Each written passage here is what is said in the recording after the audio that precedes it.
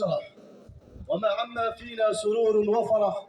الحمد لله ما ارتفع نور الحق وظهر، وما تراجع الباطل وتقهقر، وما سال نبع ماء وتفجر، وما طلع صبح وأسفر، وما غاب ظهر وأكدر.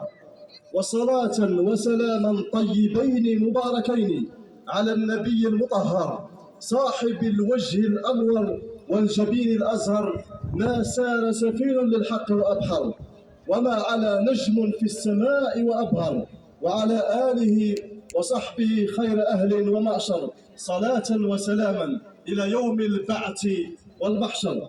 أما بعد، سلام الله يطرى ما أقيمت صلاة من عباد خاشعين، وما جادت بماء السحب سقيا الأشجار والزرع الدفين، سلاما عاطرا وله أريج من الأعماق يعبق باسمنا، سلام الله نهديها إليكم مع الإشفاق ممزوجا جبينا.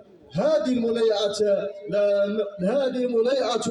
لا مين ولا كذب، وهذه العيس فليقضوا هنا الأرب، بالليل تظهر كالجوزاء من بعد، أو فوق ذاك فما الأعلام فما السحب، قلب الجزائر ما زالت تحيط بنا أشجار ونخل، وفيها التمر والرطب، والرمل يصنع كتبانا قد التصقت ببعضها، فما الإبداع تنتسب.